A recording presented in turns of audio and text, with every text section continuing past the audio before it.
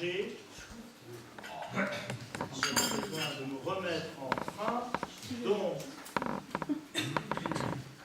un mélange de chansons de marche en français, dynamique, avec des basses qui sont là, qui font office de tambour, accompagné du rythme de la marche.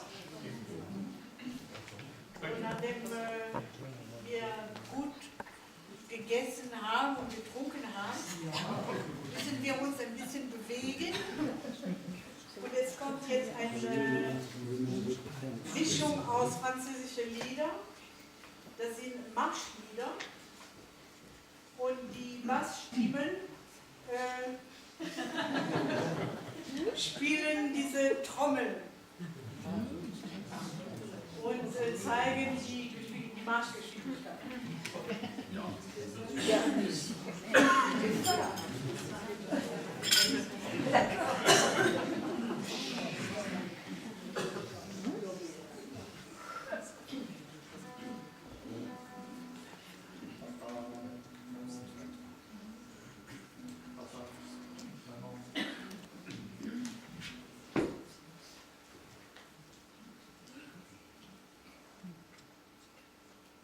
Papa, maman, cet enfant n'a qu'un œil. Papa, maman, cet enfant n'a qu'une dent. Ah, c'est embêtant d'avoir un enfant qui n'a qu'un œil. Ah, c'est embêtant d'avoir un enfant qui n'a qu'une dent.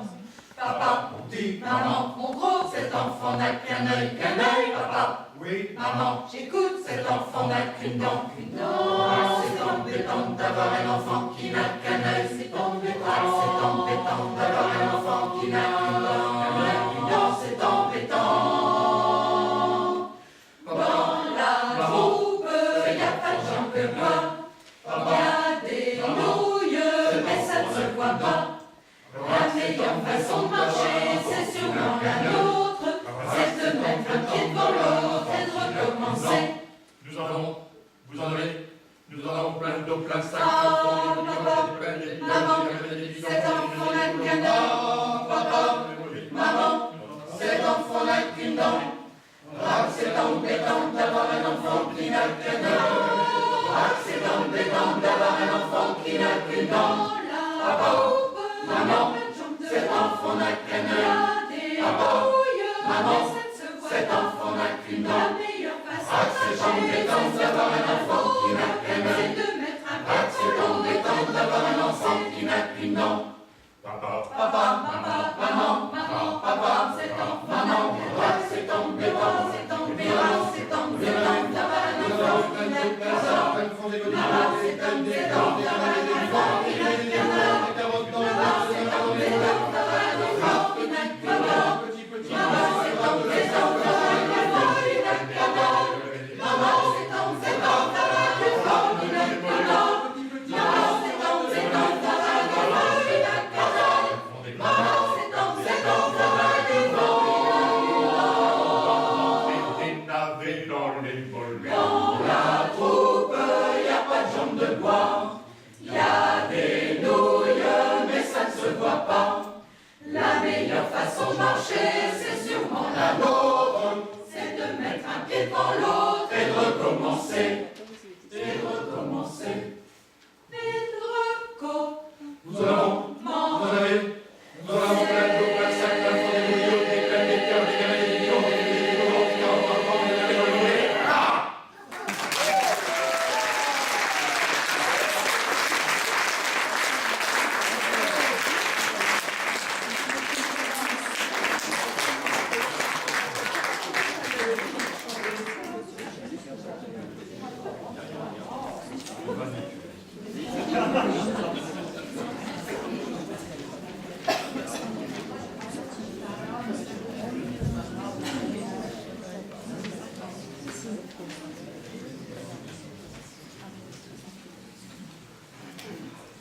Guten Abend, meine Damen und Herren. Ich möchte mich kurz vorstellen. Mein Name ist Peter Bier. Ich bin Gastverleihung wieder Michael Bier. Und da wir beide heute stimmlich ein bisschen angeschlagen sind, haben wir gesagt, wir teilen uns die Moderation ein wenig von dem Abend. Wir haben jetzt viel über den Aufgenommen Schiedsverein gehört. Eins ist vielleicht noch nicht gesagt worden, dass es wirklich ein Verein ist, der sich, wie Sie ja wissen, mit Partnerschaften sehr viel beschäftigt. Das ist sicherlich unter den Geschichtsvereinen nicht gang und gäbe und sicherlich auch ein ganz außergewöhnlicher Schwerpunkt, den wir uns dargestellt haben. Deshalb sind wir froh, dass wir heute so viele Gäste, auch ausländische Gäste, begrüßen dürfen. Wir möchten jetzt Ihnen, unseren Gästen, die Chance geben, die Möglichkeit geben, ihre Städte vorzustellen. Und darauf freuen wir uns ganz, ganz besonders. Und den Anfang macht natürlich Mary Harris aus Bracknell. Bracknell haben wir seit 1983 sehr rege Kontakte. Okay. 1983 we started contact through Bracknell. Yeah. And so you're also the longest partnership we have of our time. And so it's our pleasure that you are the first present your talk, and we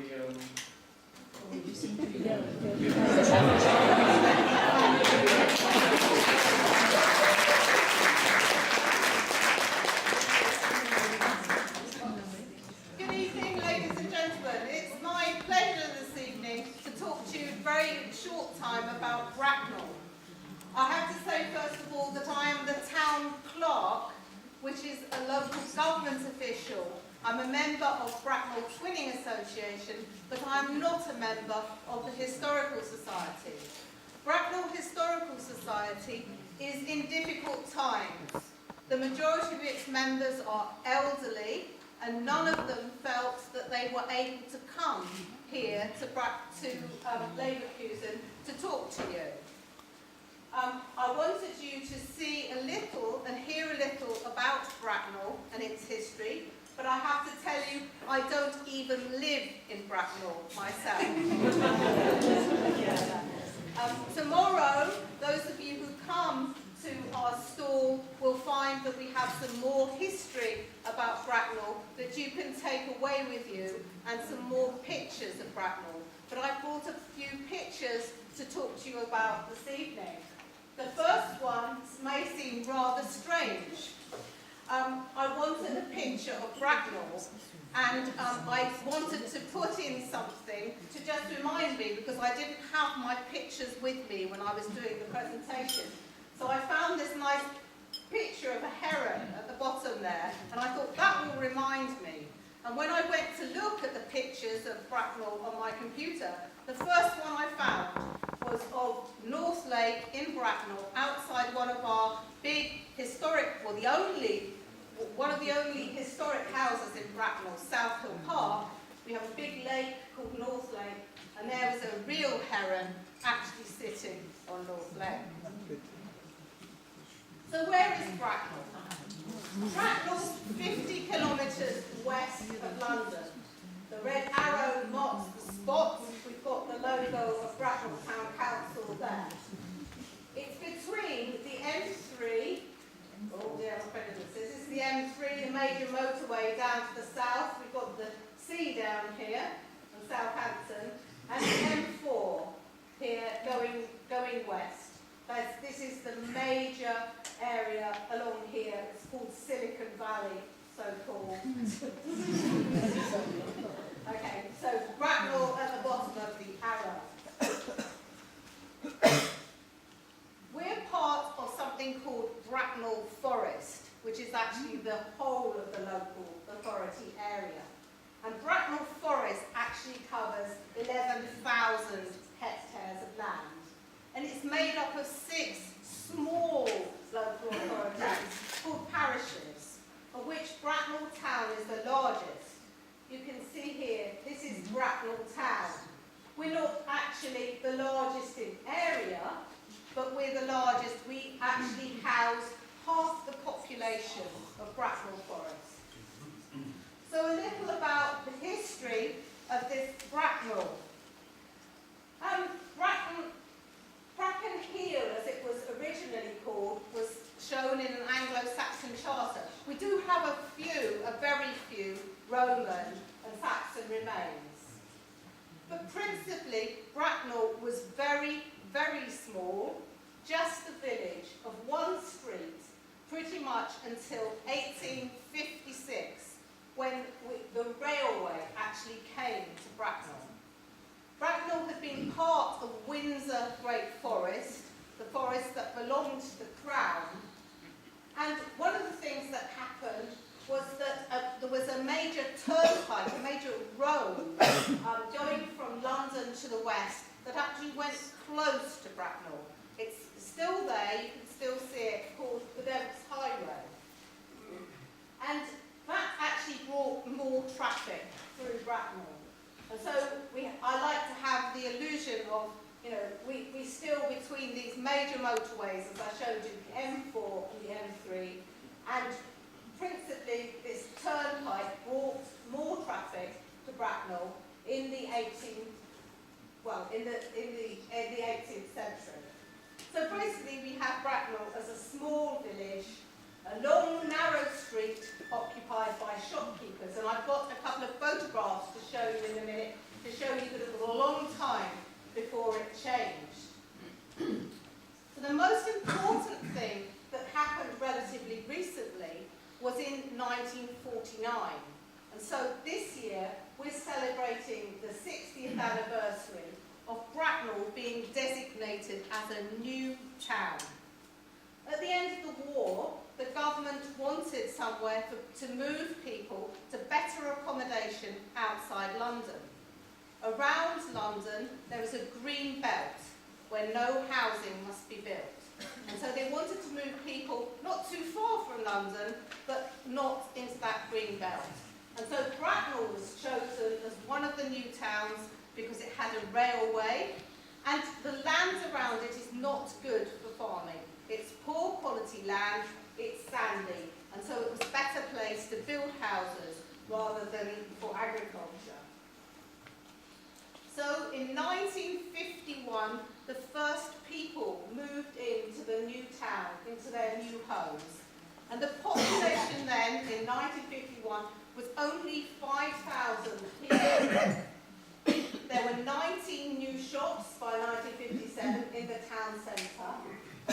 And gradually, the population grew. In 1973, Bracknell initially twinned with Opladen, but almost immediately, as you heard this evening, there was a change, and Opladen became part of Leverkusen. And so Bracknell became twinned with Leverkusen. Now, Leverkusen, in terms of size, has much more in common with Bracknell Forest, our large unitary authority. It's still not as big, it's bigger than Bracknell Forest, but Bracknell Forest is much closer to it in size. But unfortunately, our big local authority, Bracknell Forest, isn't interested at the moment in having that direct twinning link. And so the twinning link remains with Bracknell Town. In 2009, the population of Bracknell Forest is 112,000. So this was Bracknell in 1950. Just really one long street. And what happens when the new town came, as well as a huge number of new houses, was that all but 4 of the historic buildings in that street were actually destroyed. 3 of the buildings that were left are public houses. There is the Bull Pub, which you can see a picture of tomorrow if you come to the exhibition, which is immediately next to my office. And there are 2 other public houses and one other building, which is now an opticians. But all the rest of the buildings in that picture, I don't think the church is actually in there, otherwise if the church is in there, that survived as well. But everything else was destroyed and turned into the new Bracknell. The red line represents that original line that you saw, that road through Bracknell. And it shows the huge amount of, this is just the centre of the town, the huge amount of new building that's gone on. Now, Bracknell as a new town was built, the town centre was built in the 1960s, and it's awful.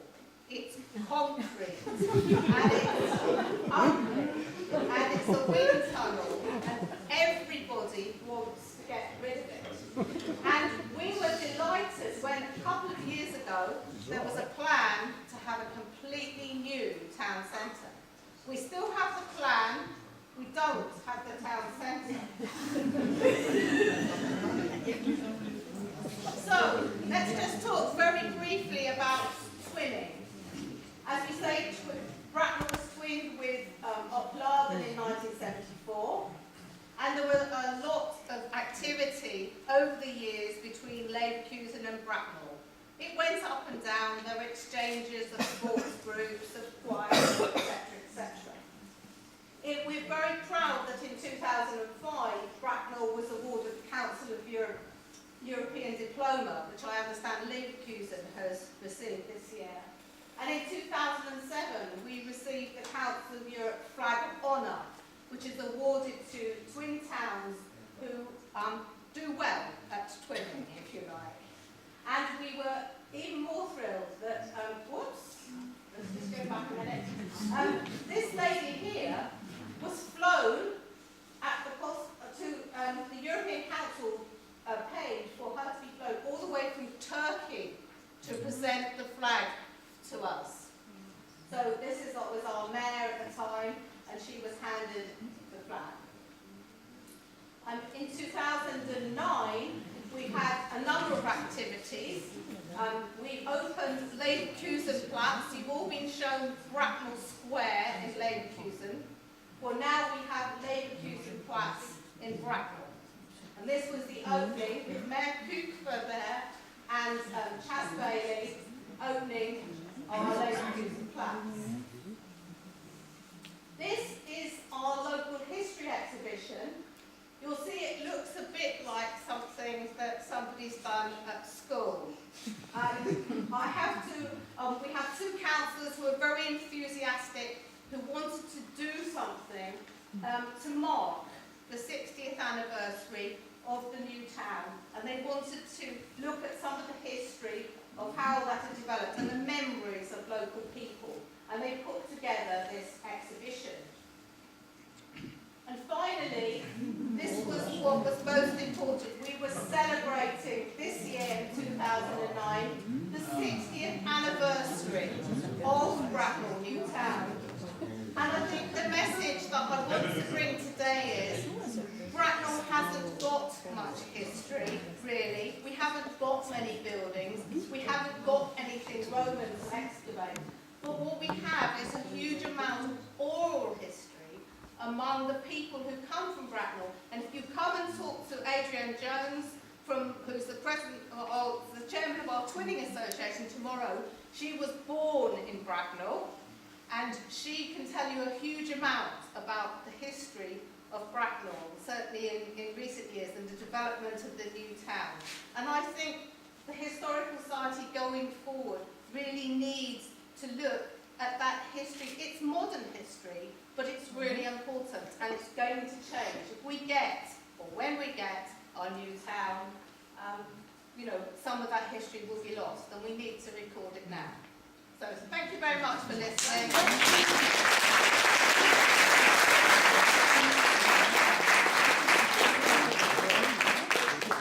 One more pleasant duty. We have a small birthday gift for the Historical Society, which Adrienne Jones would like to present.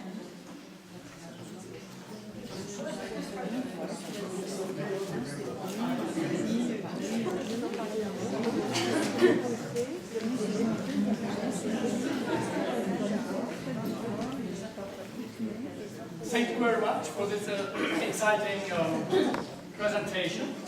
And I think we could see similar things, and we could see the difference.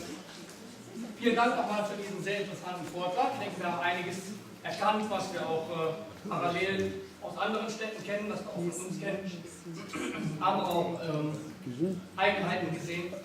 Vielen Dank nochmal. Ja, auch schon seit 10 Jahren besteht jetzt die Partnerschaft zum Schweder Heimatverein. Und da möchte ich den Herrn Jürgen Thiemer bitten, die Stadt Schwedt, den Heimatverein, in die Beziehung zum Oplader Geschichtsverein vorzustellen.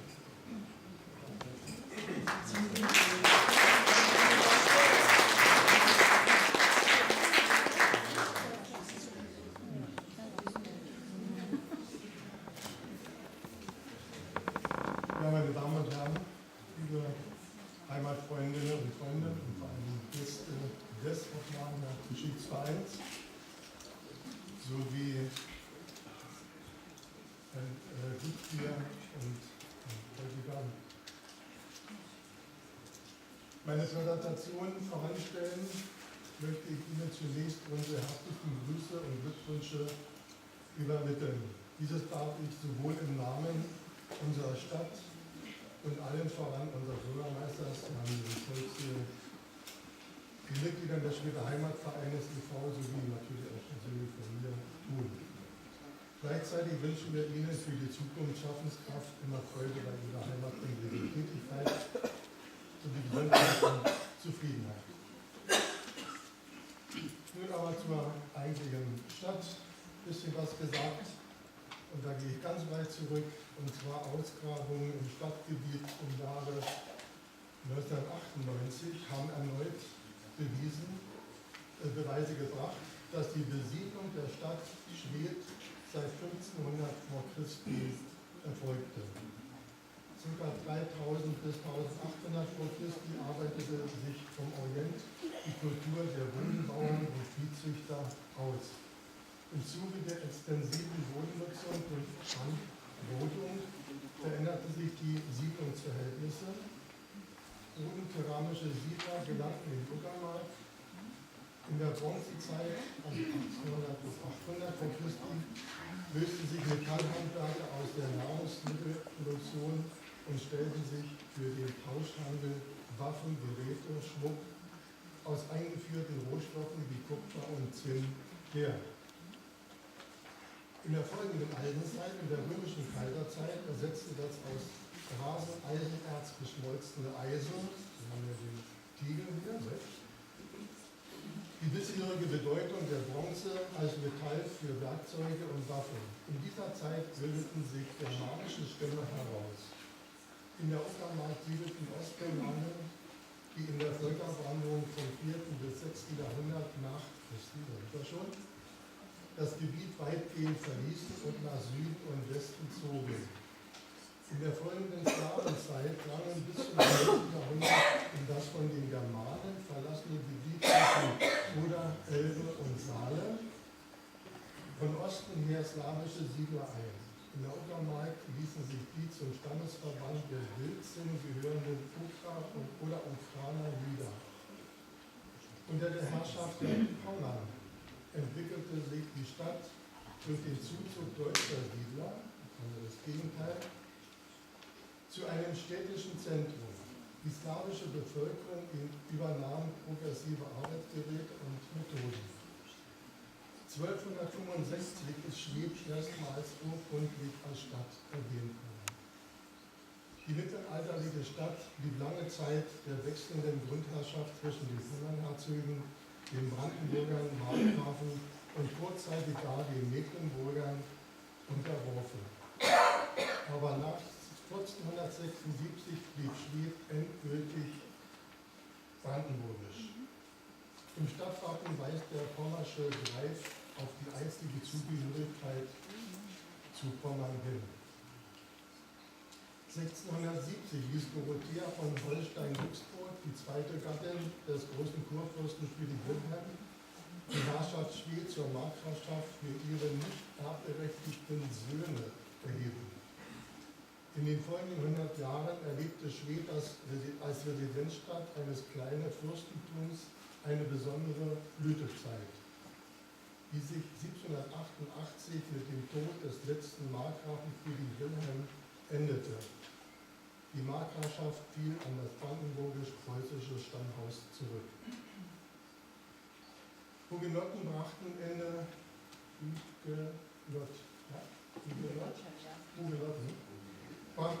des 17. Jahrhunderts unter anderem den Tabakanbau in die Uckermark, auch ins Bullerbuch, also östlich von Berlin. Schwedt entwickelte sich seitdem zu einem Zentrum der Zigarrenherstellung. Bereits um 1700 unterschied man zwischen Ackerbauern und Planteuren, Pflanzern, die kein eigenes Land besaßen und die für Bauern oder Großgrundbesitzer arbeiteten. Zu dieser Zeit wurde Schwedt Garnisonsstadt und war mit wenigen Unterbrechungen über 200 Jahre lang Garnison des 1. Brandenburgischen Dragonerregiments Nummer 2. Ursprünglich gehörten Dragoner zur Infanterie und kämpften zu Fuß. Erst Reitergeneral Seidlitz, der in Schwedt seine Laufbahn als Page des Markgrafen Friedrich Wilhelm begonnen hatte, entwickelte hieraus eine wichtige Kavalleriegattung. Die Schweder Dragoner nahmen an nahezu allen preußisch-deutschen Kriegen teil und zeichneten sich unter anderem in Schlachten von Kollin 1759 und Waterloo 1815 aus. Im Krieg gegen Napoleon erwarb die Einheit den Schwarzen Adler, der als Traditionsabzeichen auch in der Reichswehr Reiterregiment 6 in Schwedt und in der Bundeswehr Panzerbataillon 11 in Münster geführt wird. Von den 4.196 Einwohnern Schweds arbeiteten im Jahre 1805, so viel waren es damals, 316 Tabakarbeiter, 75 Planteure und 11 Tabakspinner in 3 Manufakturen. Für die Trocknung der Tabakblätter entstanden nach 1750 charakteristische Tabakscheunen. Neben den ein- und zweigeschossigen Scheunen der Tabakbauern wurden im 19. Jahrhundert Tabakspeicher und nach 1930 leichte Trockenschuppen gebaut. Noch 1960 gab es in Schwedt 78 Tabakscheunen, viele Tabakspeicher und Trockenschuppen.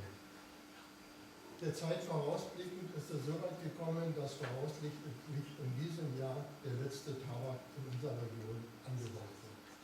So wie zu eines Kreiskanzlers. Schwedt, früher an der Verkehrsader Berlin-Stettin sowohl zu Wasser als auch zu Land gelegen, war nach dem Zweiten Weltkrieg infolge der Grenzregelung Endstation am Rande einer dünn besiedelten Region. Hinzu kam, dass 85% der Stadt, so auch die Kirche, das Schloss, das Rathaus, die Stadtbrücke, Bürgerhäuser und so weiter, sowie die einst breiteste Straße Europas, die Schlossfreiheit, nach diesem Krieg zerstört waren. Zu diesem Zeitpunkt waren noch 26 Einwohner in der Stadt. Die anderen waren geflüchtet und.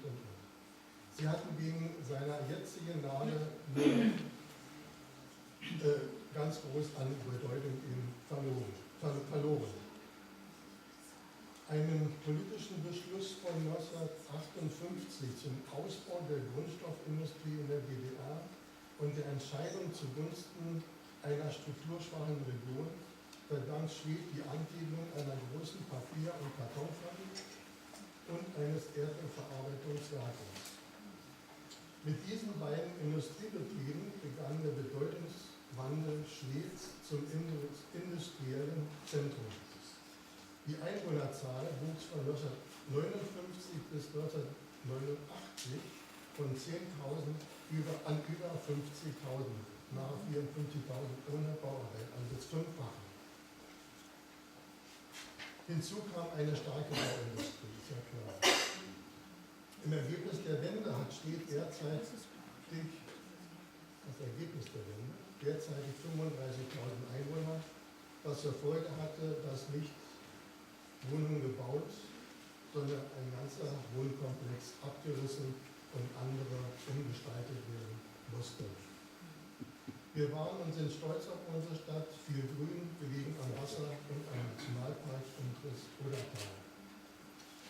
Die Wende hatte aber auch zur Folge, dass es zwischen unseren Städten und vor 20 Jahren zwischen unseren Vereinen, dem Obladener Geschichtsverein 1979 e.V. und dem Schweder Heimatverein e.V. zu partnerschaftlichen Beziehungen kam. Der Schweder Heimatverein e.V. wurde, dazu gesagt, 1924 als Verschönerungsverein gegründet und 1929 in Heimatverein umbenannt. 1930 gab es sage und schreibe 350 Mitglieder. Der Heimatverein arbeitete bis 1945 und in Schwedt gab es eine Pause bis zur Wende.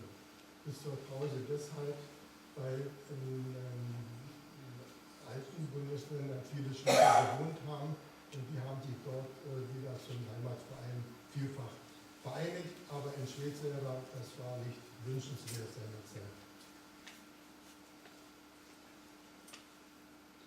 1990 fanden sich dann interessierte Schweder und gründeten den Heimatverein als Schweder Heimatverein e.V. mit über 80 Mitgliedern neu. Derzeitig haben wir einen Mitgliederstand von 40. Zwischen unseren Vereinen gab es in dieser Zeit eine Vielzahl von Begegnungen, sowohl in Leverkusen als auch in Schwedt. Wir sind der Hoffnung und Zuversicht, dass es auch in Zukunft so sein wird und wünschen uns dazu viel Erfolg. Ich danke für die Aufmerksamkeit.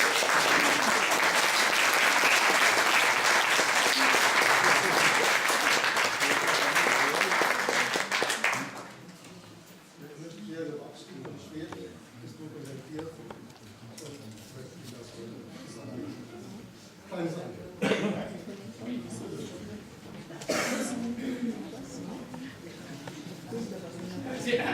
Herr Lieber, ganz herzlichen Dank.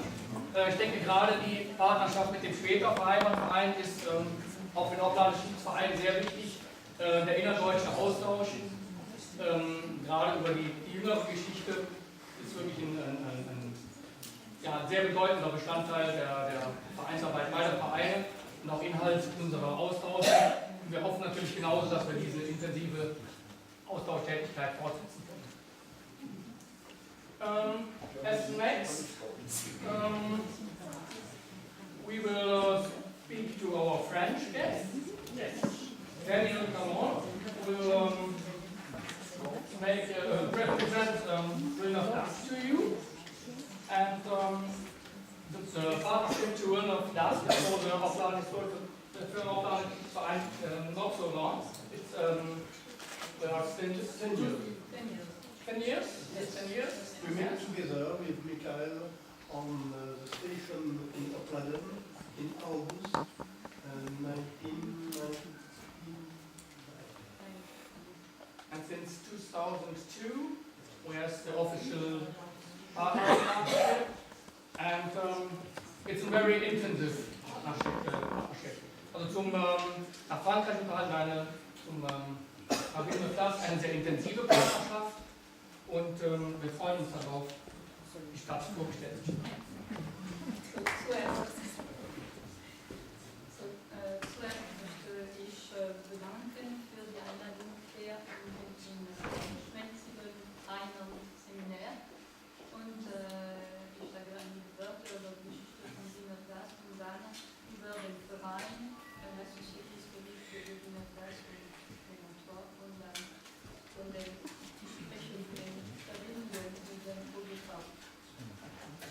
Zuerst, Wiener Das ist eine neue Stadt, gelegt im Norden Frankreich, an die Grenze, eine belgische Grenze, nicht weit von Lille und ungefähr 100 Kilometer von Jünkirchen, wenn Sie vielleicht in dieser Stadt.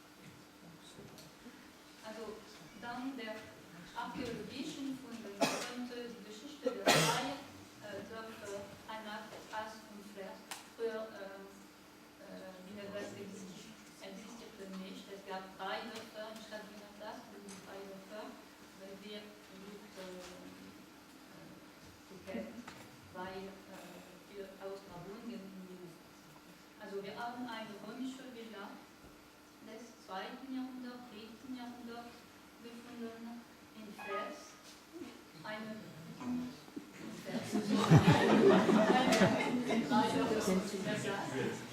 Beschreibung der königlichen Villa von Anna aus der Zeit Jahre der Großen wurde an das Kapitel Revilis angefügt.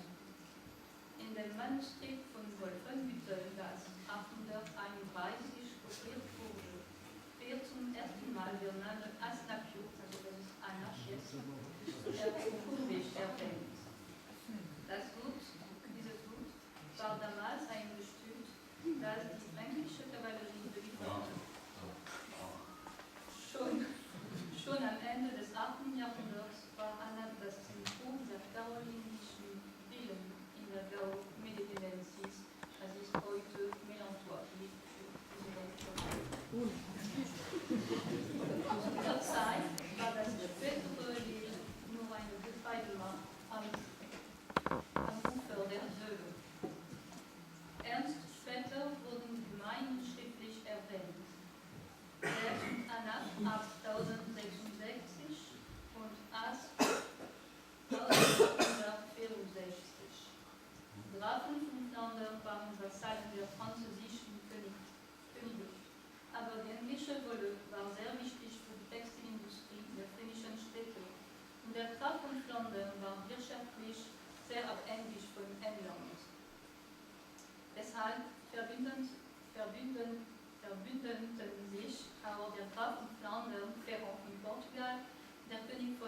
ernannten Kaiser Otto IV. Von Braunschweig gegen Philipp August von Frankreich. Und in der Schlacht von 27. Juli 1214 in Wien, 5 Kilometer östlich von Wien, siegte der König Frankreich. Die Reformation kam sehr früh nach Lille. Ab 1530 führte Karl V. Prozesse gegen Protestanten, die nachher kamen vielleicht nach Deutschland oder Niederlande oder England. 1566 zerstörten die Calvinisten die heiligen Bilder und Statuen in den Kirchen der Gegend. Ab 1830 verwandelte sich Lille wie auch die Nachbarstädte Roubaix und Tourcoing in eine Industriestadt und war vor allem Textilindustrie. Der Dörfern auf dem Land arbeiteten Häuser für die Textilindustrie dieser großen Städte. Mitte des 19. Jahrhunderts wurden in Flers, in Brück, nördlich von Flers, Farbereien sowie rund um Roubaix Textilfabriken errichtet. 1879 hatte er Mulberg, eine Ultramarinefabrik, gegründet. Und die Firma Bayer kaufte 1889 die Färberei Decker. Also das ist in Flers ein Teil von Wiener Glas jetzt. Ja. Unsere Gegend wurde im Ersten Weltkrieg und Zweiten Weltkrieg von der deutschen Armee besetzt. In der Nacht zum Palmsonntag 1944 wurden 86 Bewohner aus Ask als Vergeltungsmaßnahme für einen Sabotageakt auf die Eisenbahnlinie von einem Teil des 12. SS-Jugend brutal hingerichtet, obwohl die Aktion kein einziges Opfer gefordert hat. 1957 beschloss der Rektor der Akademie von Lille, die Naturwissenschaftliche Universität aufs Land nach Annab zu verlegen, um dort größere moderne Gebäude zu bauen. So entstand die Cité Scientifique nach dem Vorbild des amerikanischen Campus. Damit begann der Umbruch für die Dörfer im Osten-Polen. 10 Jahre später überfliegte der Minister für öffentliche Einrichtungen Garten mit einem Hubschrauber Annab und Ask und er beschied, in Annab und Ask und Flers eine neue Stadt zu bauen. Also, diese neue Stadt Wiener Glas wurde im Jahre 1970 gegründet. Nur einige Punkte über die neue Stadt. Es gibt eine naturwissenschaftliche Universität in der Stadt und in dieser Universität hat Professor Gaillard und seine Studenten ein automatisches Transportmittel legal, das ist eine U-Bahn ohne Fahrer, gemacht. 1974 wurden im Stadtteil Combebois die Universitäten für Literaturwissenschaft und Rechtswissenschaft eröffnet. Also Wiener Glas ist jetzt eine große Universität. Gemäß der Stadtplanung sollte die Stadt auf 100.000 Einwohner wachsen. Doch die Krise von 1974 bremste die Entwicklung spürbar ab. Das staatlich-rechtliche Organisation gespalten die Stadt gemacht hatte und das vom Staat geplante Stadtprogramm werden 1983 eingestellt. Doch der Bürgermeister wollte am Image einer Stadt der Forschung festhalten. So wurde Wiener Glas eine technologische Metropole und der Staat förderte die Einführung von Hightech-Industrie. Die Stadt Wiener Glas erstreckt sich auf ungefähr 2800 Hektar und hat jetzt ungefähr 60.000 Einwohner, die auf 21 Stadtteilen leben. Neben den eigenen Einwohnern, es gibt auch 44.000 Studenten, die jeden Tag die Stadt besuchen.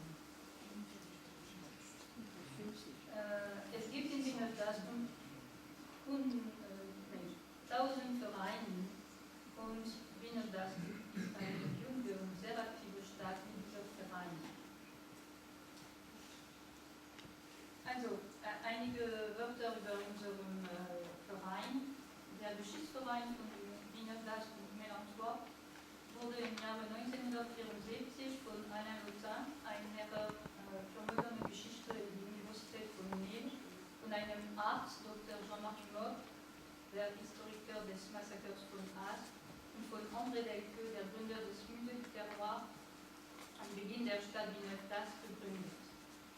Also dieser Verein hatte 3 Ziele. Erstes Ziel: die Gebäude, die Werkzeuge, die Bedingungen des täglichen Lebens oder der ländlichen Arbeit der Jahre 1750 bis 1950 sowie durch Erinnerung der damaligen handwerklichen Berufen zu konservieren. Ein Museum war dazu eingerichtet, das ist das Musée du Terroir. In diesem Museum gibt es auch ein paar archäologische Funde aus der 2. bis 19. Jahrhundert. Es gab früher in Wiener-Das ein römisches Villa, das habe ich schon gesagt, und ein karolingisches Villa, und alle Sachen sind ins Terroir-Museum. Zweites Ziel, das war das Massaker von Ast nicht vergessen. Und dazu ist ein Memorial eingerichtet. Dieses Memorial liegt auf dem Platz, wo das Massaker von Ast am 1. April 1944 geschah. Also da ist ein Museum, das man dann auch besuchen. Diese 2 Museen, das Musée du Terroir und das Städten Memorial Ast 1944, abhängen die beide von dem Verein. So für uns, das ist viel Arbeit, 2 Museen zu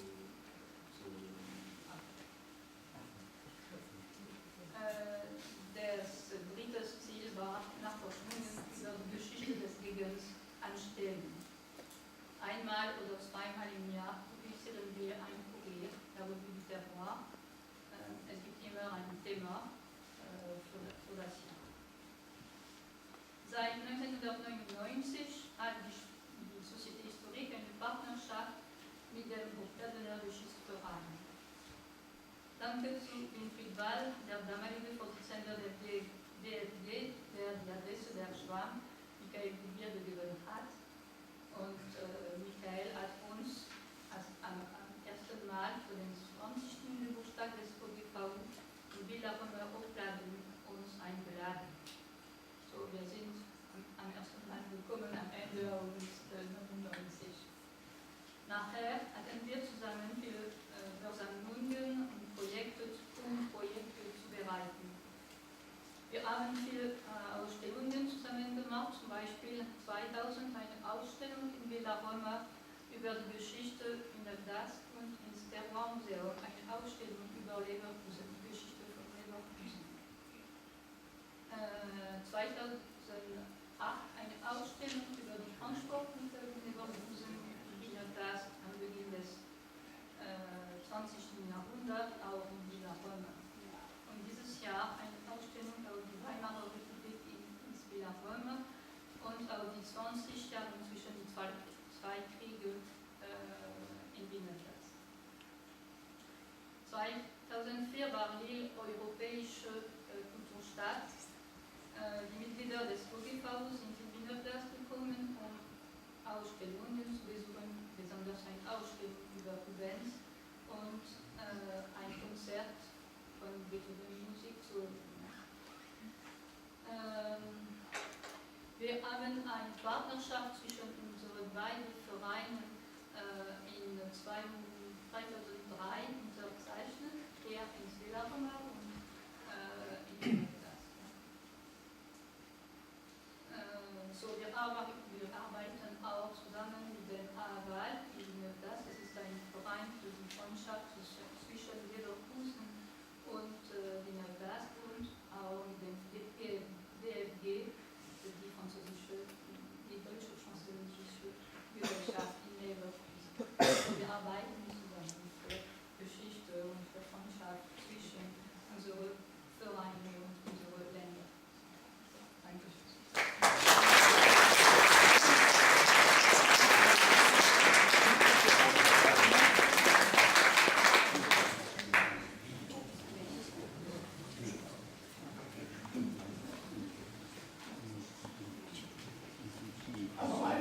ein ganz herzliches Dankeschön an Daniel einen sehr interessanten Vortrag und wie sie ja bereits erwähnt hat, haben wir einen sehr, sehr intensiven Austausch mit vielen Besuchen, viele Gegenbesuche, viele gemeinsame Projekte, die die beiden Vereine zusammen stemmen.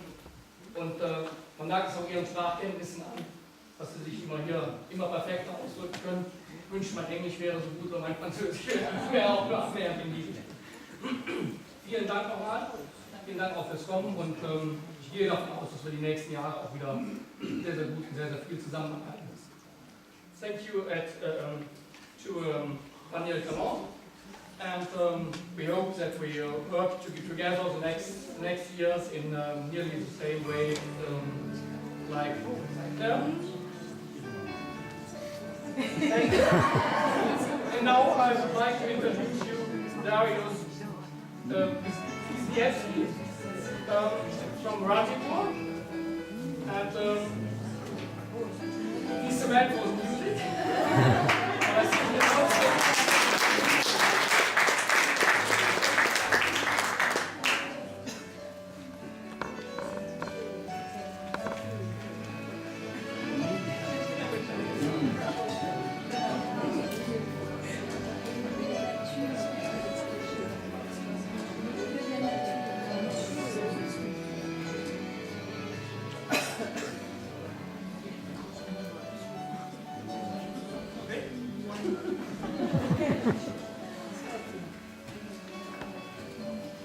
Szanowni Państwo, nazywam się Dariusz Piesiewski, mam zaszczyt reprezentować Towarzystwo Miłośników Ziemi Raciborskiej w Raciborze.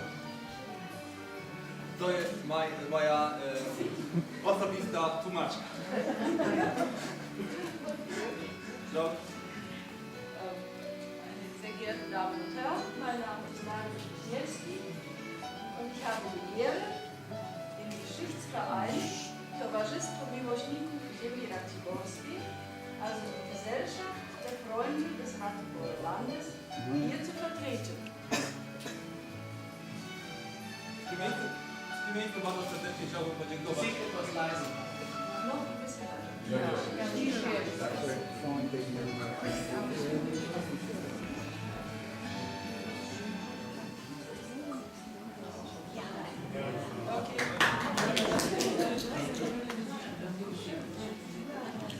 W tym miejscu serdecznie chciałbym podziękować gospodarzom dzisiejszego spotkania, towarzystwu Topladem, tym bardziej, że mamy okazję dzisiaj po raz drugi gościć właśnie tego na uroczystości. Ich möchte mich beim OGV ganz herzlich bedanken für die freundliche Einladung zu dieser Jubiläumsfeier, zumal wir schon zum zweiten Mal hier bei Ihnen zu Gast sein dürfen. Wir fühlen uns besonders geehrt, dass diesmal dieses Treffen in so großem internationalen Kreise stattfindet.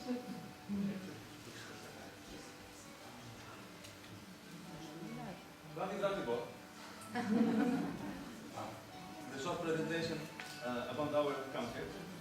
Towarzystwo Miłośników Ziemi Raciborskiej powstało 6 września 1960 roku. Z oczywistych potrzeb środowiska raciborskiego zebranie organizacyjne odbyło się z udziałem ponad 30 osób. Pierwsze walne zebranie przeprowadzono 14 listopada 1960 roku. Towarzystwo skupiało i skupia w swoich szeregach tych Raciborzan, którzy miłują ziemię raciborską, chcą poznać jej historię, obyczaje, pieśni, jej dorobek kulturalny oraz piękno i bogactwo jej przyrody.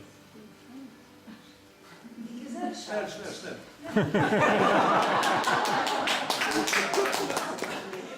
der Freunde des Ratiborer Landes wurde am 6.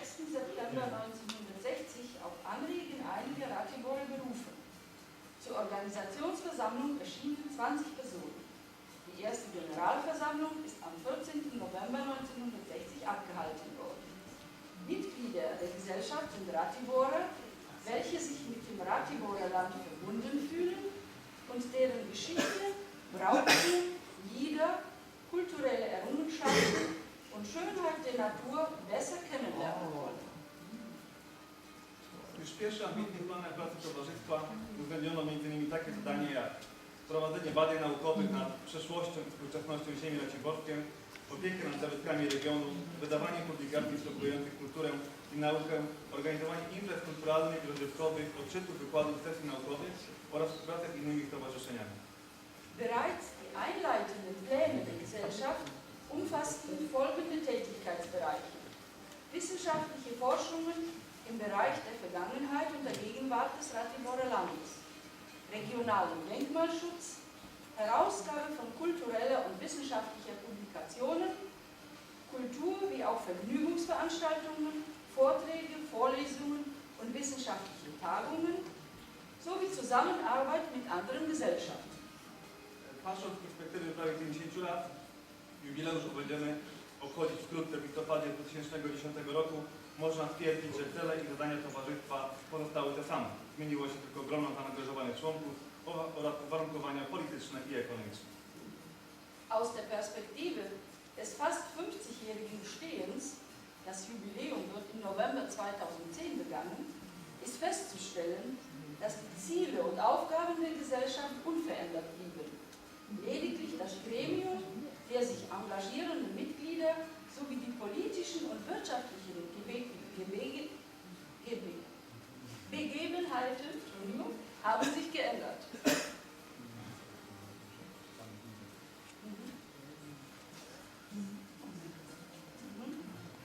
W inicjatywie przy udziale PNZR powstały pomniki Matki Polki, Archibożka i arcybiskupa Józefa Gawina.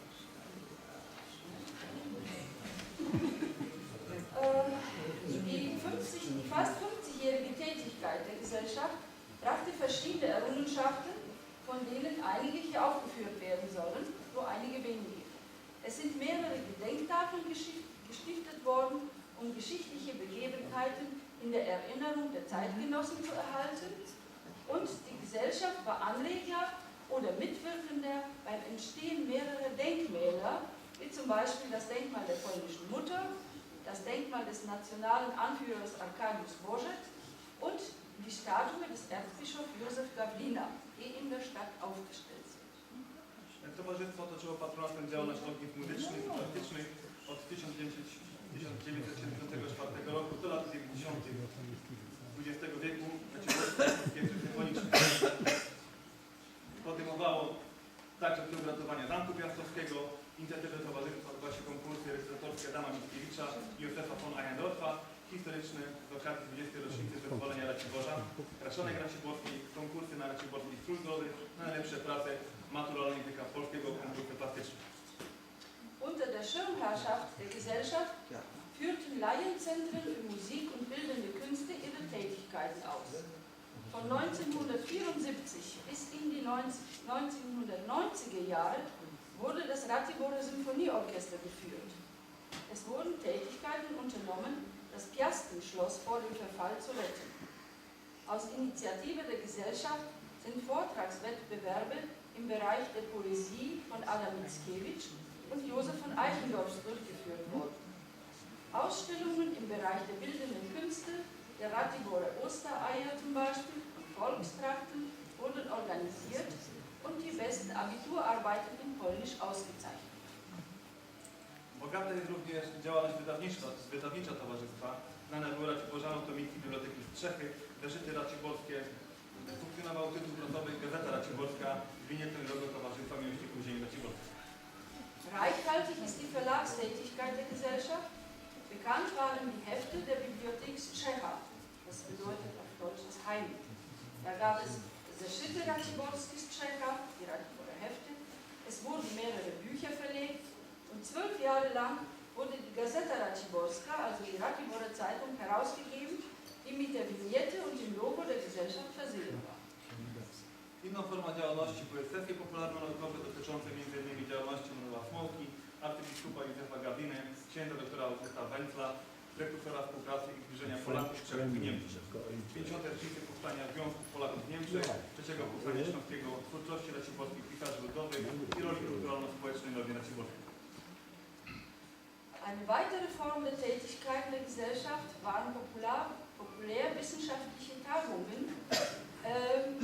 die gewidmet zu verschiedenen lokalen oder nationalen Themen, wie zum Beispiel die Leistungen des nationalen Aktivisten Emanuel Smoka, des Lebens Erzbischof Josef Gravliner und seinem Werk, Dr. Augustin Welze, ein Pfarrer aus Torgau, der Vorläufer der Zusammenarbeit und Annäherung der Polen, Tschechen und Deutschen war, zum 50. Gründungsfest der Vereinigung der Polen in Deutschland, zum dritten Schlesischen Aufstand, zum Schaffen der Ratiborer Volksschriftsteller und der kulturellen und gesellschaftlichen Bedeutsamkeit der Zeitschrift Nowiny Ratiborskie, Ratiborer Nachrichten. Z inicjatywy TPD uchwałą Rady Miejskiej rok 1997 ogłoszono rokiem pamięci Augustyna Weczla, a rok 2006-2007 rokiem pamięci arcybiskupa Józefa Gawliny.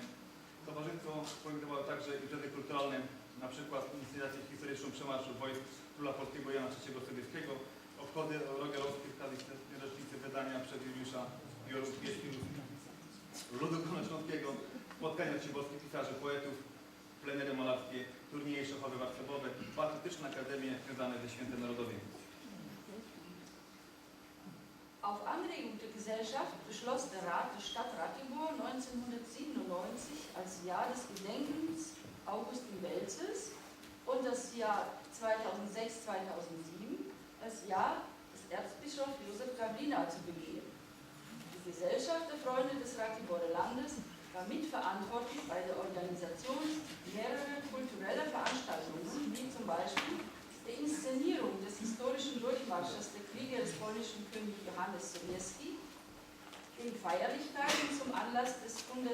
Jahrestages der Herausgabe der Sammlung polnischer Volkslieder durch Dr. Julius Roger, das Treffen der Ratiborer Schriftsteller und Lyriker, die Tagungen regionaler Gesellschaften des Bezirks Oppel, die schöpferische Treffen bildender Künstler, verschiedene Schachturniere und patriotische mit Nationalfeiertagen verbundene Festveranstaltungen. Aktualnie towarzystwo organizuje cykle spotkań z ciekawymi raciborzanami, twórcami profesjonalnymi i amatorami, plastykami, poetami, autorami książek, mały salon wystawienniczy. Kandydaci z ramienia towarzystwa pełnią z wyboru funkcje radnych w mieście i powiecie. Od 1991 roku towarzystwo posiada sztandar. Die Gesellschaft führt zurzeit regelmäßig Treffen mit bekannten Ratiborern, Leuten und Laien im Bereich der bildenden Künste, Dichtern, Buchautoren und Ähnlichem durch, sowie zahlreiche Kunstausstellungen. Vertreter der Gesellschaft wurden als Mitglieder der Räte der Stadt und des Kreises Ratibor gewählt. Seit 1991 besitzt die Gesellschaft eine Vereinsfeier.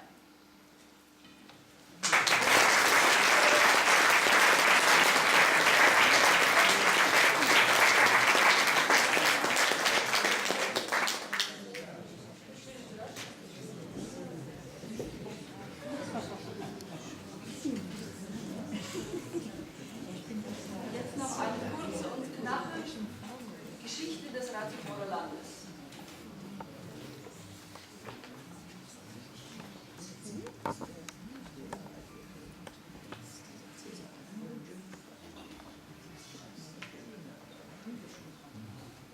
Der Text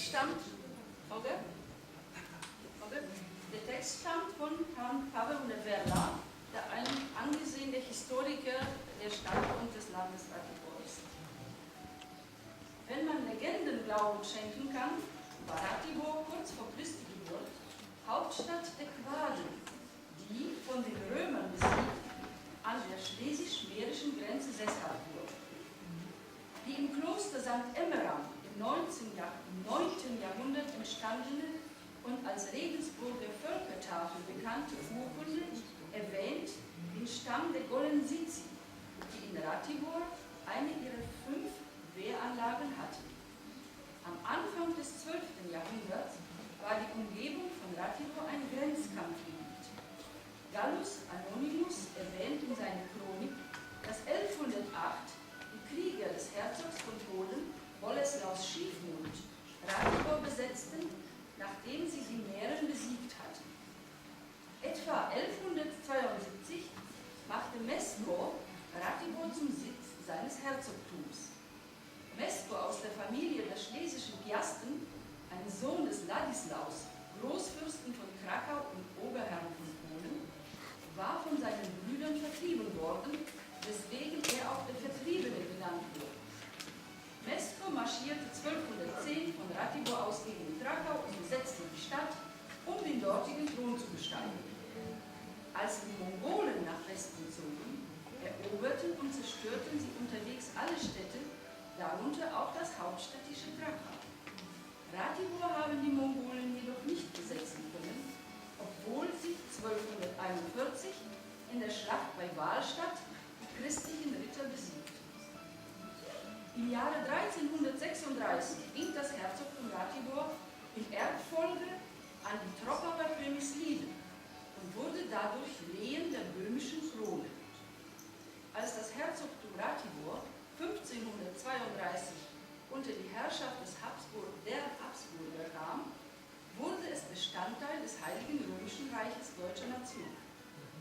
Als Folge der österreichisch-preußischen Kriege ist das Ratiborer Land 1742 in ganz Schlesien vom Königreich Preußen übernommen worden, das wiederum 1871 den Grundstein des Deutschen Reiches bildete. Seit 1945 befindet sich Ratibor innerhalb der Grenzen Polens. Die Geschichte des Kreises Ratibor als Verwaltungseinheit geht auf die österreichischen Zeiten zurück. In der Mitte des 18. Jahrhunderts wurde das Herzogtum Ratibor von den Preußen in einen Kreis Ratibor umgestaltet. Am Anfang des 19. Jahrhunderts ist ein neuer Kreis Rybnik gebildet worden, der aus einem Teil des Kreises Ratibor entstand. Nach dem Ersten Weltkrieg ist das Kultschiner Ländchen seit über 100 Jahren Bestandteil des Kreises Ratibor der Tschechoslowakei zuerkannt und der Ostteil des Kreises Polen zugeteilt worden. Der Kreis umfasst heute 8 Großgemeinden: Ratibor, Groß-Peterwitz, Kornowatz, Kranowitz, Kreuzenort, Nensa, Ratibor-Hammer und Rüden. Der Kreis hat eine Fläche von 544 Quadratkilometern und wird von über 110.000 Menschen bewohnt. Es ist bezeichnend, dass das Ratiborer Land stets Grenzgebiet war. Diese Lage beeinflusste das gegenseitige Durchdringen verschiedener Kulturen. Zur Wende des 12. zum 13. Jahrhundert siedelten sich an der Oder Flamen an, womit die Gründung der Stadt begann. Noch im Mittelalter verbreitete sich unter der polnischen und mährischen, also tschechischen, einheimischen Bevölkerung Teile deutschen Brauchtums. Auch Juden fanden hier einen Platz. Die kulturellen Einflüsse dieser Nationen sind in Urkunden dokumentiert und im Ratiborer Brauchtum sichtbar. Sie prägen die Geschichte des Ratiborer Landes und die Menschen, die lernen mussten, friedlich miteinander zu leben, was auch nach dem Drama des Zweiten Weltkrieges notwendig war. Das Ratiborer Land ist jetzt Bestandteil der Euroregion Silesia und öffnet sich für die Zusammenarbeit mit Tschechien. Die deutsche Minderheit kann ungehindert ihre Traditionen pflegen. Die Bewohner des Ratiborer Landes sind zuverlässig, fleißig und arbeitsam. Seit dem Mittelalter verbreiten sich verschiedene Gewerbe. Dank der Oder war Ratibor eine rege Hafenstadt, was man sich heute kaum vorstellen kann. Geschäftliche Kontakte mit europäischen Städten waren stark entwickelt, worauf die vielen Jahrmärkte hinweisen, die schon seit 1293 urkundlich nachgewiesen sind. Die Ratiborer Dörfer am linken Oderufer sind bekannt durch ihre hohe Agrarkultur. Der östliche Oderstrand ist seit Jahrhunderten durch Forstwirtschaft geprägt. Im 19. Jahrhundert beeinflusste die Eisenbahn die Entwicklung der Stadt und der Umgebung. Seit 1846 wurden zahlreiche Eisenbahnstrecken geschaffen. Infolgedessen gab es Direktverbindungen nach Berlin, Wien, Bukarest und sogar nach Konstantinopel.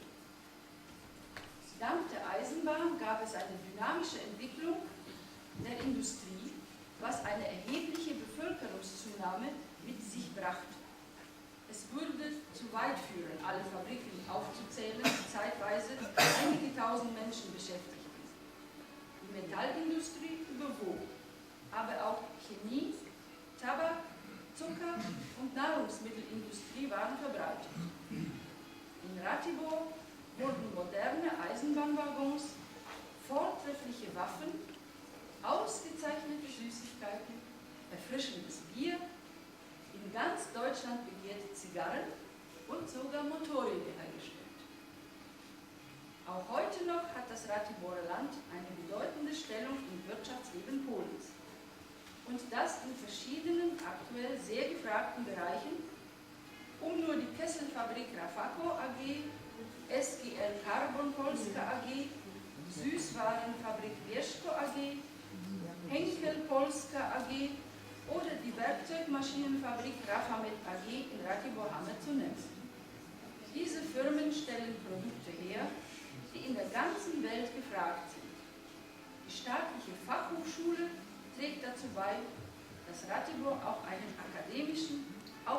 akademisches Zentrum wird. Ich danke Ihnen.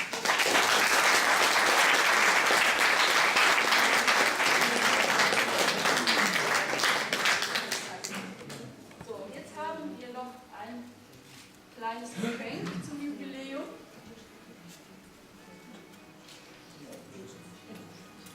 Und zwar ist das eine Mappe mit einem Spruch, der hier auf Polnisch und auf Deutsch ist, geschrieben steht, ich lese ihn nur auf Deutsch. Also, Racibórz, den 12. September 2009. Jeder große und anregende Augenblick in der Weltgeschichte ist der Triumph einer Spur von Enthusiasmus. Ralph Waldo Emerson. Liebe Freunde, zum Anlass der 30-jährigen Gründungsfeier des Opladener Geschichtsvereins von 1979 e.V. Leverkusen wünschen wir vor allem den Enthusiasmus zur Aufnahme vieler weiterer großen und kleinen Vorhaben, da er bei der Überwindung von Schwierigkeiten und Hindernissen auf dem Weg zur Erreichung der ersehnten Ziele behilflich ist. Wir wünschen außerdem viele schöpferische Ideen, die ihre Mitglieder anregen und dazu beitragen, neue Freunde und Gönner zu gewinnen. Das Wissen um ihre schöne Heimat, deren Geschichte, Bräuche und Kultur sowie der Reichhaltigkeit der Natur möge die ganze Bürgerschaft erreichen und immer weitere Kreise ziehen. Wir sind überzeugt, dass ihre alltäglichen Aktivitäten zur weiteren Entwicklung der schönen Stadt Leverkusen beitragen werden. Towarzystwo Miłośników Ziemi Raciborskiej im Namen des Vorstandes Magister Ingenieur Dariusz Wiśniewski.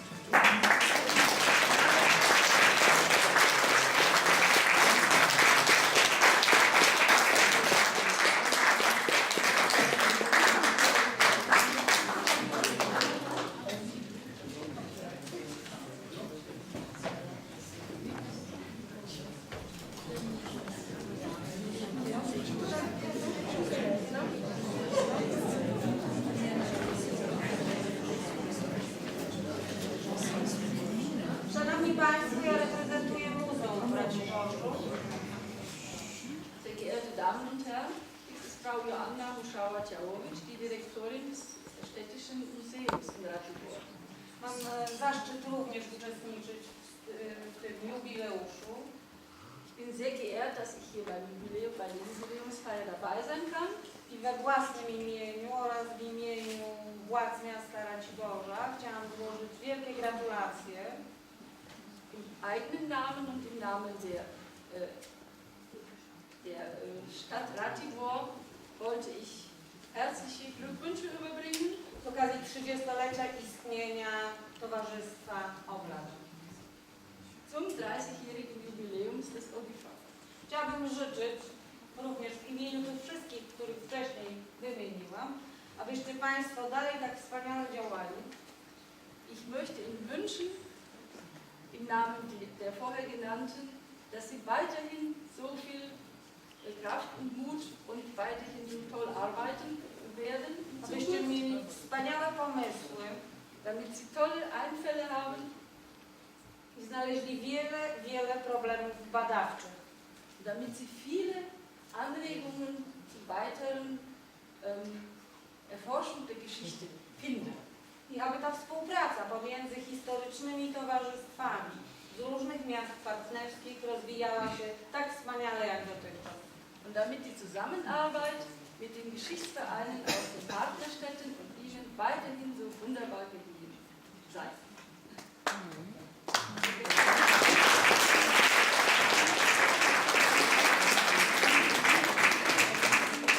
Proszę Państwa, ja o swoim muzeum nie będę opowiadać, bo to trochę nie ma sensu. Zaproszę Państwa do obejrzenia filmu o muzeum Braci Bożych. Jetzt eine Einladung zu einem kurzen Film über das Museum von Ratibor, aber es spricht für sich selber. Okay? Okay. Let's get it.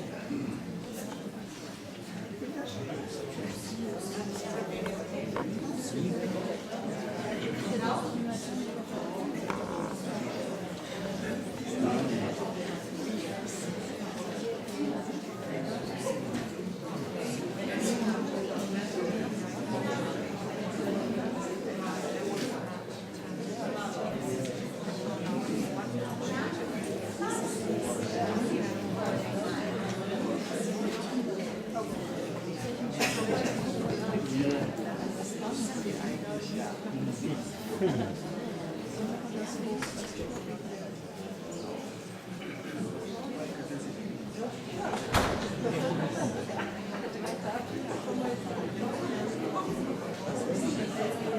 Lassen Sie heute Nacht eine Vorsitzende sein, dass Sie Ihre Startseite ändern, damit Sie das Video dann morgen sehen können.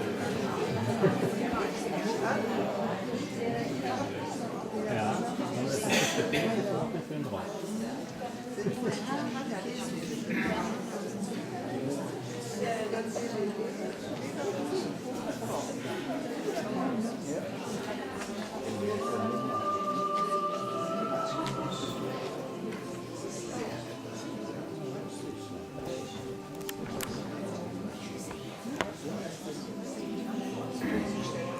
The beginnings of museology in Racibórz go back to the 19th century. During that time, the lecturers of Royal Evangelical Secondary School had written, arranged and set in order the didactical support materials used in their work with youth. Because of the lack of appropriate rooms, gymnasium collections were not popularized to the local people. Moreover, the collections became troublesome to the school as they grew bigger and bigger. That was the reason to create a museum in Racibórz. The design was realized in 1927. On the 4th of December, on the first floor of the 14th century building of the former Dominican nuns church, the Heimat Museum in Ratibor was opened. The exhibition areas were made bigger in 1930s. The building underwent another renovation, during which they found 17th century wall paintings. There was a reopening of the museum in 1938. All of the interiors of the former Church of the Holy Spirit were now changed into a museum. Amongst the exhibitions, there were military, ethnographical, medieval art, miniatures and industrial art ones. There was also an exhibition presenting the Egyptian mummy with sarcophagus and cartonnage. Next years were the ones of war destructions and frontline perturbation. Most of the collections had been destroyed and spread. It took a few years to present and open the town museum to the public. There was another inauguration of the museum in 1948. Folk culture of Racibórzland, medieval art, artistic craft, militaries and the Egyptian mummy were exposed again. In the next few years, the collections grew bigger, and 1958 and 60 were the crucial years of all. Some specialists wanted to cooperate with the museum, thanks to whom the functioning of three basic departments were established. These were archaeology, art and ethnography. The archaeological department undertook excavation research of Racibórz Old Town area. The ethnographical department examined folk costume of Racibórz region, and the art department organized the collections of historical and modern Silesian painting, graphics and sculpture. Since 1968, professional workers had also been hired in the historical department. They set the collections of weapons, numismatics, maps and documents. Because of the growing number of museum art pieces, the second exhibit and administration building was adapted at 12 Shopping Street. Since 1964, Racibórz Museum had the third building at 15 Rzeźnicza Street, where the administration, depositories and the library were put. From 1976 to 1983, there had been a renovation of the exhibition building in Gimnazjalna Street. All the interiors were modernized. Second staircase was built at the west wall of the main nave. They liquidated the presbytery divisions, reclaimed its primeval Gothic outlook. They also lowered the former sacristy and vestibule floor, showing the old wall relics of the former chambers. The main entrance of the museum had been moved to the main tower, leaving the previous one through the presbytery as an emergency exit. For the whole work done, the museum was awarded in 1984 the first voivodeship prize and the main distinction for the most interesting museum event of the year. Similar prizes, this time for particular exhibitions, were given to the museum twice. From 1984 to 1994, there was a general renovation at 12 Shopping Street, during which 5 permanent exhibitions were made. They are even shown nowadays. In 1990, the museum was communalized, and since then it has been working as an organizational unit of Racibórz district. Nowadays, the museum undertakes the exhibition, conservatory, educational and popularizing and scientific activity. It has got 4 branches of so-called basic activity with professional staff. There are archaeological, ethnographic, art and artistic craft departments that make together approximately 30,000 pieces and sets of sites. There are 2 additional departments, educational and administrative ones, and also photography studio and technical workshop.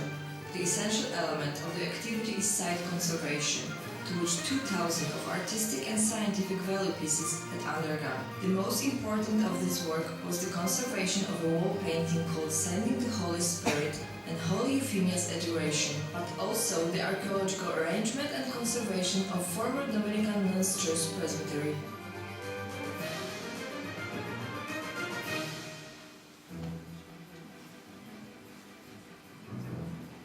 In the archaeology department, there are approximately 500,000 pieces nowadays. The most numerous group comes from early and late medieval times. Next, there are artifacts from the Bronze Age with the unique shekel dagger, and from the Stone Age with the esche puncher and the set of cloven tools. In the 90s of the 20th century, in the presbytery of the former Dominican nuns' church and in the St. Dominic's chapel, archaeological research had been made. Finding an iron ritual broken sword in one of the graves was the main discovery of that times. It was of great importance to the history of Racibórz. It could indicate that Valentin, the last prince of Racibórz from the Czech Przemysl family, might have been buried there in 1521. There is also a set of tiles fragments that came from the one stove from the end of 15th and the beginnings of the 16th century. On their basis, the whole tile stove had been reconstructed, probably the one of the oldest of its type in Poland.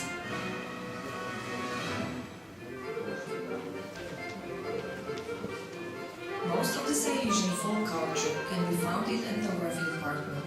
They mostly come from the after-war times, vested during shopping, terrain penetration, competition and given as gifts.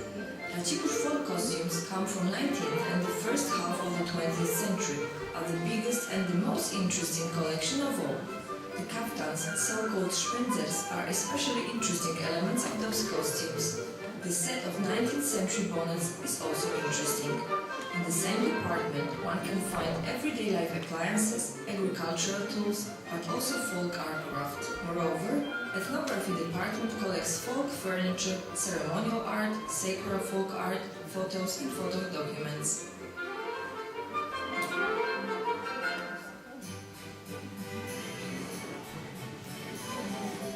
The history department of Racibórz Museum counts over 8,000 of pieces, half of which make numismatic objects like coins, banknotes, alternative means of payment, and other connected with money and trade from medieval times up to now.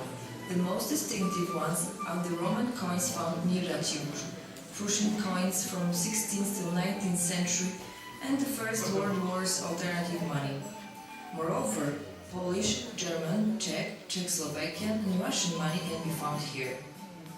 The objects from Jankowice treasure and Lihinia treasure are rarities amongst the Silesian coin sets. Metallic and sphagistics collections are characterized by the similar features as the numismatics objects. To know the history of Silesia better, you can find the most valuable, counting over 200 objects, cartographical collections here. The set of manuscripts, including 500 different documents of Racibórz region, informs us about the institutions and organizations functioning. You can also find old printing in the history department, such as theological and philosophical works of St. Thomas of Aquin, Nicholas Scharfensberg's Bible, and 17th century historical publications devoted to the history of Silesia. Military's and iconographical collection of almost 1,000 pieces let us recreate the old urbanistics of the city with its region, and thus is of great importance to the museum.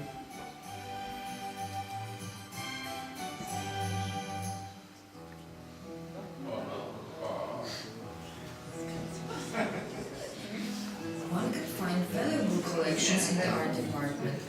Gothic sculpture of St. John the Baptist, Madonna with the Christ Child, Pieta from Lubowice, Jesus Crucifixion, two wings of triptych from Spolnica, Christmas relief from Łużnica, St. Bernard statue, St. Magdalena statue and the Christ in the grave are really worth seeing. Baroque sculpture is also numerously represented here. St. Sebastian and the four of the evangelists, Christ in Emmaus relief, procession candlesticks are among them. There are also old graphics, aquaforts and lithographies of the city views. Moreover, you can find the 17th century tin objects in canonical Parliament's collections. You can also see a set of 18th century and 19th century paintings from Krowiarki Palace, 3 tombstones with one of Racibórz Prince John III Younger and his wife Magdalena. There are also wall paintings called Sending the Holy Spirit, Saint Euphemus Adoration. Modern painting, drawings, graphics and sculpture of Katowice, Opole and Wrocław region are also gathered in the art section.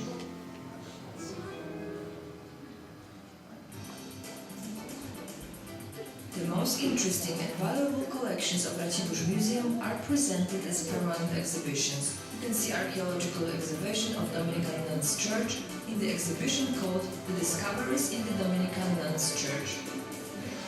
The other exhibition, called In the Land of Osiris, presents the Egyptian sites with the Egyptian mummy, cartonnage and 2 sarcophaguses. The old art presents sculpture and paintings from 14th till 18th century. The next one, called Silesian Theme, makes a collection of 250 different konkizar work from Wrocław, Racibórz, Legnica, Kłodzko and Opawa, mostly with master and municipal signatures.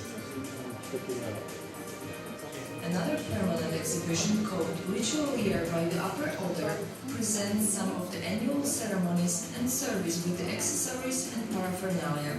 Colorful traditional folk costumes from Racibórz region accompany this exhibition. Old dental techniques is another proposition of the museum. The exhibition presents stomatological equipment used in dental and prosthetical techniques. A few old dentist offices are exposed here. Next offer, addressed to primary and secondary school students, is called The Traces of Primeval People, showing pieces of primeval times such as stone, bronze and iron ages. Medieval Racibórz. Here one can find material cultural sites. The unusual pieces come from archaeological excavations and also from loose findings of Racibórz region. You can also find the excavation research model of Racibórz marketplace. Body inflammation cemetery of Łużyce culture in Samborowice 1200 to 400 BC shows the ceremony of body inflammation funeral culture of Łużyce in Racibórz region. The original outlook of particular graves and the building style of a funeral pile is recreated here. The last one of the permanent series of the exhibition is called Beer, Barrel and presenting brewery items, beerophilia and wine production in Racibórz. At the end of our presentation, one can also mention about the educational and popularizing activity of Racibórz Museum. Guided trips and individual people conducting interesting museum lessons are the basic aspects of it. Scientific sessions connected with the history and culture of the region conservatory work are also organized here. The collection's promotion are made through editorial activity. Scientific publications concerning the collections can be found in many professional magazines. They enhance the historical and cultural knowledge of the region. The museum interiors are also used as concert and recital halls for famous Polish and foreign artists. Racibórz Museum actively cooperates with other Polish and foreign countries' museums. The most fruitful can be the one with Ostrava Museum. For outstanding achievements, the museum was honored many prizes, such as Silesian Voivodeship Marshal's Award for the museum event of the year 2007 in 2 categories: conservation works and educational initiative and cultural heritage popularization for Museum Conservatory Session Project. Another one is the Golden Honor Badge of Silesian Voivodeship. For long-lasting input in the Polish-Czech Museum cooperation development, the manager of the Racibórz Museum, Joanna Uszała-Ciałowicz, received the honored medal of the Czech Ministry of Foreign Affairs. Mam nadzieję, I hope this short movie presentation, although in general let you know the museum activities are valuable, unique and wealthy collections, I think the visit in the Museum of Racibórz will give you a lot of unforgettable impressions, that you will feel the atmosphere of the ever-present history. We can assure you a professional service of meritorical workers and a nice museum service. We cordially invite you to Racibórz Museum. bardzo serdecznie zapraszam do Muzeum w Raciborzu.